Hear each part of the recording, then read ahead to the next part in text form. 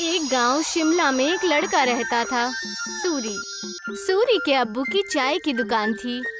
वो सुबह उनकी मदद करता और फिर स्कूल चला जाता। स्कूल में सूरी से कोई ठीक से बात नहीं करता था, क्योंकि वो चाय बनाने वाले का बेटा है। वो सबसे बात करने की कोशिश करता है, दोस्तों के ग्रुप में शामिल होना चाहता है, लेकिन कोई भी उससे बात नहीं करता। और अगर वो बात करने की कोशिश भी करता तो सारे लोग उसका मजाक उड़ाने लगते। हे, कोई मेरे साथ वीडियो गेम खेलेगा? हाँ, मैं खेलूंगा। अरे चाय बनाने के लिए नहीं, गेम खेलने के लिए बुला रहा हूँ, तू रहने दे। सूरी को बहुत बुरा लगता है। वो घर आते ही मुंह फुलाकर बैठ जाता है। सूरी के अब्बू ये देखते हैं और उसके लिए खाना लेकर आते हैं। अरे क्या हुआ सूरी, तू मायूस क्यों है आज? ले खाना खा ले, तुझे अच्छा लगेगा, ले। पापा, कोई और काम क्यों नहीं करते? आपको इतने सारे कामों में से यही काम मिला। चाय बनाने में क्या बुराई है? दिन में सबसे ज्यादा लोग इसी के बारे में सोचते हैं। नहीं, मेरे दोस्त तो मजाक उड़ाते हैं, मुझे अपने साथ खेलने में भी शामिल नहीं करते। बोलो कौन सा खेल खेलना है, अभी खेलते हैं। आपके साथ नहीं, उनके साथ खेलना है। ये कहकर वो वहाँ से चला जाता है बिना खाना खाए। सूरी के अब्बू को ये देखकर बहुत बुरा लगता है कि उनकी वजह से उनके बच्चे के दोस्त बहुत दूर जा रहे हैं। उसके पिताजी चाय बनाने के साथ दूसरा काम भी ढूंढने लगते हैं। वहीं स्कूल में बच्चों को ट्रिप पर ले जाने का प्रोग्राम बनता है। कुछ दिन बाद आप सभी बच्चों को एक जंगल ट्रिप पर ले जाया जाएगा। सभी बच्चे उसी तैयारी के साथ आएंगे। सारे बच्चे खुश हो जाते हैं। सूरी घर आकर ये बात अपने अब्बू को बताता है।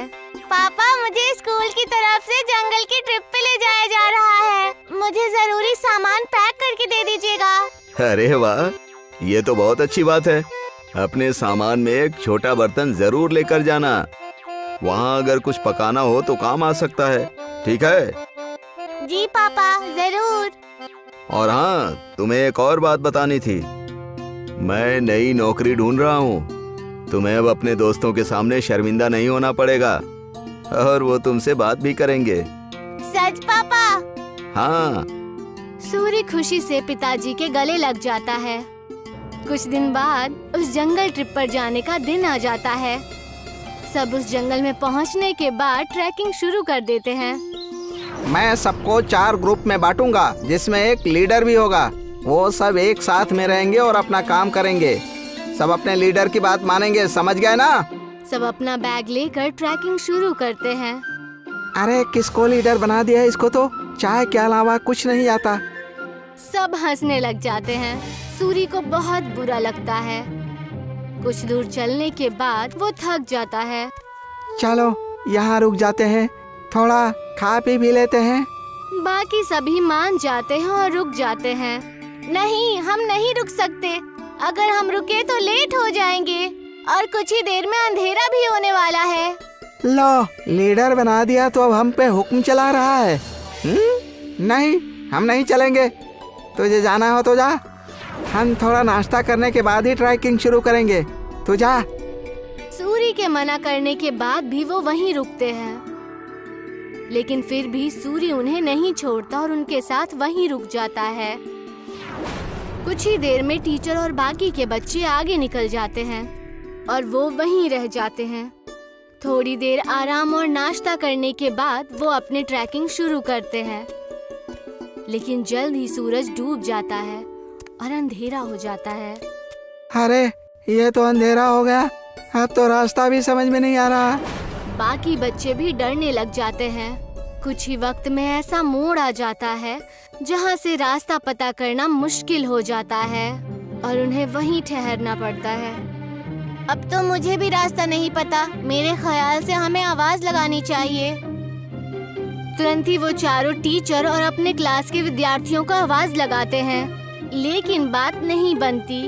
हाँ, टीचर, टीचर, अरे कोई हमें सुन रहा है? हम खो गए हैं, कोई है? सब चिल्लाते हैं लेकिन कोई भी जवाब नहीं आता। लगता है हम बहुत पीछे रह गए हैं। हमें आगे का रास्ता नहीं पता, इसीलिए हमें यहीं रुक जाना चाहिए। हो सकता है अगर आगे गए तो रास्ता भटक जाएं। नहीं, हमें कोशिश करनी चाहिए। क्या मालूम हम सही जगह पहुंच जाएं। रात बहुत हो चुकी है, जानवरों का भी डर है। टीचर थोड़ी देर में हमें खोजते हुए आ ही जाएंगे। हमें यहीं रुकना चाहिए। सबको उसकी बात ठीक लगती है और वो लोग वहीं रुक जाते हैं। कुछ ही देर में रात हो जाती है और तेज ठंडी हवा बहने लगती है और उनके पास बचा खाना भी खत्म होने लगता है। हाँ, अब तो हमारा खाना भी खत्म हो जाएगा और पानी भी खत्म हो जाएगा। अब भी कहता हूँ मैं, हमें चलना चाहिए। अरे लेकिन जाएंगे कहाँ? रास्ता तो बंद है। मुझे तो बहुत डर लग रहा है, कहीं कोई जानवर ना हमें खा जाए। मुझे तो बहुत ठंड भी लग रही है। हाँ मुझे भी। मैं आग जलाता हूँ और सब लोग आग जलाते हैं। कुछ देर जलने के बाद आग कम होने लगती है। हम क्या करेंगे, इतनी ठंड है, आग भी खत्म हो रही है। जानवर से नहीं तो ठंड से चूर कर मर जाएंगे। सूरी कुछ सोचता है और कहता है, मेरे पास एक आइडिया है। मेरे पास बर्तन और चाय की पत्ती रखी हुई है बैग में। वो आग बुझने के बाद तक गर्म रहेगी तो हमें भी गर्म रखेगी। सूरी तुरंत वो बर्तन निकालता है और सब उसे अपना पानी दे देते हैं, लेकिन फिर भी पानी कम पड़ता है। वहीं पास में जमीन पर बर्फ पड़ी होती है। वो उसे उठा लेता है। जैसे ही काली चाय बनती है, आग खत्म हो जाती है। सबको बहुत अच्छा लगता है। उसे पीने के बाद सब तारीफ भी करते हैं, लेकिन अयन सिर्फ चुपचाप चाय पीता है। कुछ ही देर में उन्हें पत्तियों की आवाज आती है और वो अपने पीछे की तरफ देखते हैं। वो देखते हैं कि उनके टीचर आ रहे हैं। सब राहत की सांस लेते हैं।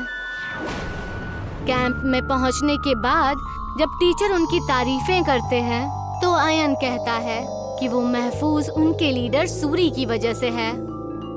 ये सुनकर सूरी को बेहद खुशी होती है। सूरी की कहानी सुनकर सब उससे दोस्ती करने आते हैं।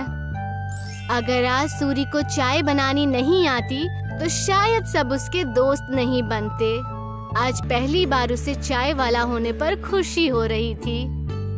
अगले दिन वो खुशी खुशी अपने पिताजी के पास गया और उन्हें सारी बातें बता दी। अरे ये तो बहुत खुशी की बात है। एक बात तो मेरे पास भी है, मैंने अच्छी नौकरी ढूंढ ली है। सूरी ये सुनकर हैरान और उदास हो जाता है।